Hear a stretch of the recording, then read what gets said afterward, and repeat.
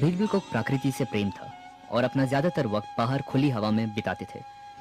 उनकी सबसे पसंदीदा जगह शहंशाह अकबर के शाही बाग थे।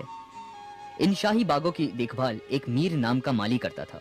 वो एक शांत इंसान था जो सीधी सादी जिंदगी जीता था और अपने में और अपने बागों में खुश था। बीरबल और मीर अक्सर बागों के पेड़ पौधों फूलों और फलों की दिलचस्प बातें करते थे। बीरबल मीर के साथ अच्छा सलूक करते थे और मीर भी बीरबल को काफी पसंद करता था। एक दिन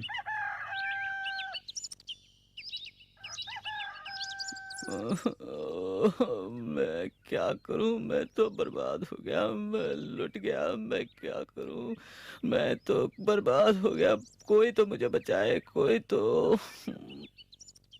क्या हुआ मीर, तुम रो क्यों रहे हो? कुछ नहीं, कुछ नहीं। क्या मतलब कुछ नहीं? तुम यहाँ बैठे जोर से रो रहे हो। मुझे बताओ दोस्त, क्या हुआ?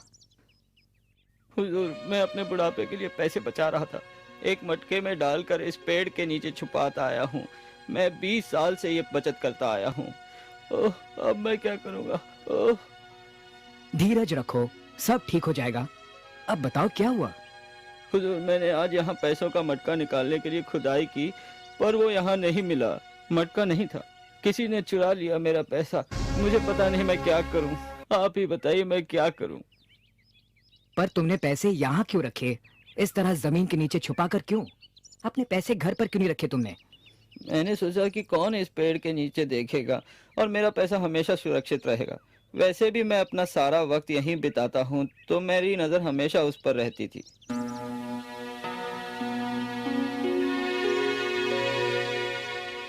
अगर ऐसा है तो जिसे तुमने बताया था चोर वही है।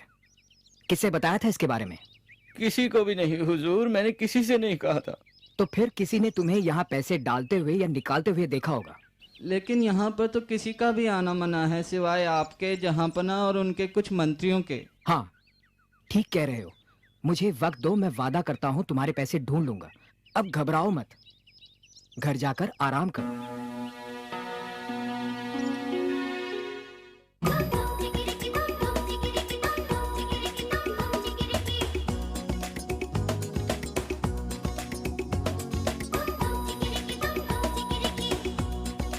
कोई भी जिसे पैसों के बारे में नहीं मालूम, वो इस पेड़ के नीचे क्यों खोदेगा, और वो भी एक कटहल का पेड़। हाँ, कोई वैद्य या हकीम पेड़ के नीचे खोद सकता है दवाई बनाने के लिए। हाँ, ये ठीक है।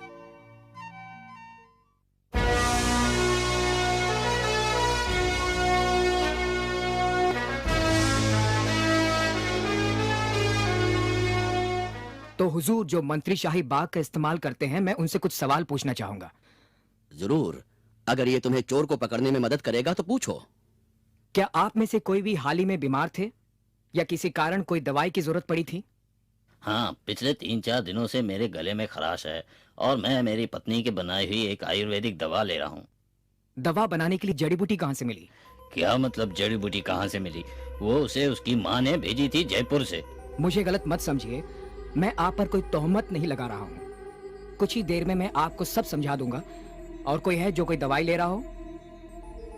दरअसल कहते हुए तो शर्म आती है, लेकिन मुझे कब्ज की शिकायत रहती है और मेरे जो हकीम जी है उन्होंने जड़ी बूटी की एक दवा मुझे दी थी जो मैं 2 दिनों से ले रहा हूँ। ओह, और ये हकीम जी कौन है? क्या उन्हें दरबार में बुला सकते हैं? जरूर बुला सकते हैं उन्हें। उनका नाम वैद्य प्रसाद है।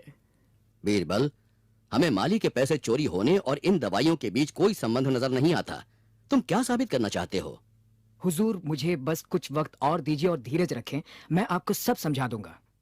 ठीक है बीरबल, कार्रवाई जारी रखो। वैद्य प्रसाद को हाजिर किया जाए।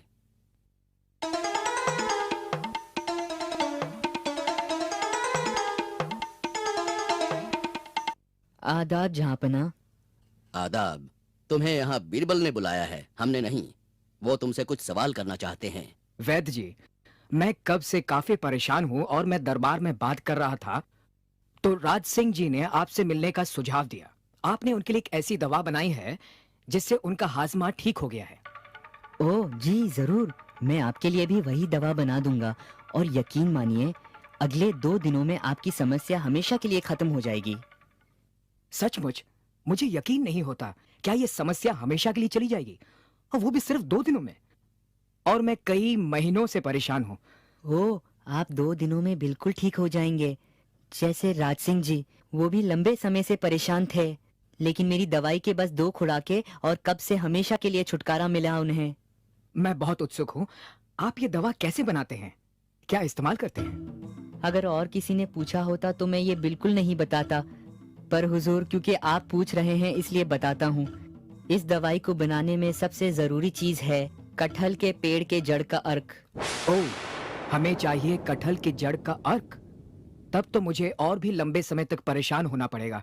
आपको इस शहर में कटहल का जड़ कहाँ मिलेगा? घबराने की कोई बात नहीं है हुजूर, एक कटहल का पेड़ शहंशाह के शाही बाग में ही है। ओह, ऐसी बात है। खैर वैद्य जी, मैं आपको सच बोलने का एक मौका दूंगा मीर के पैसे लौटाने का। जो बाग का माली है वो पैसे जो आपको पेड़ के नीचे मिले। मीर जी हुजूर, मुझे माफ कीजिएगा। मुझे वो मटका पेड़ के नीचे मिला और मैंने सोचा कि काफी समय से पड़ा है और जिसने छुपाया है वो भूल गया है, इसलिए मैंने पैसे ले लिए। खैर, एक वैद्य होने के नाते तुम्हें लोगों की तकलीफ दूर करनी चाहिए, न कि खुद उनके दर्द की वजह बनना चाहिए। हुजूर मुझे माफ कीजिए, मैं बेहद शर्मिंदा हूँ। मैंने लालच में आके ऐसा काम किया था। मैं ऐसा अब कभी नहीं करूँगा हुजूर। हुजूर, मुझे लगता है हमें इन्हें माफ कर देना चाहिए सच बोलने के लिए। ठीक है, अगर तुम्हें ऐसा लगता है तो। हुजूर, अब हमें मीर को बुलाकर यह खुशखबरी सुनानी चाहिए। जरूर बीरबल, जरूर। मीर दरबार में पेश हो।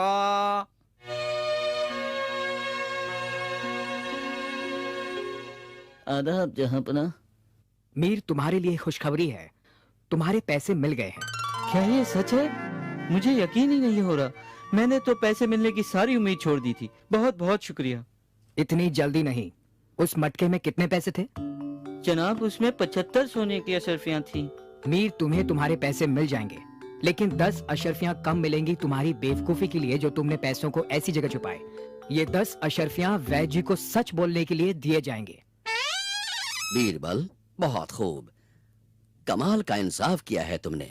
हमें फख्र है तुम पर। लेकिन हमें ये बताओ, आखिर तुम्हें एक वैद्य की बात कैसे सूझी?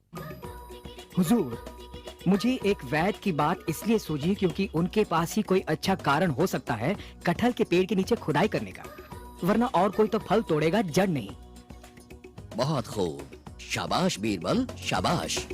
शुक्रिया जहांपना, शुक्रिया। शुक्रिया हुजूर।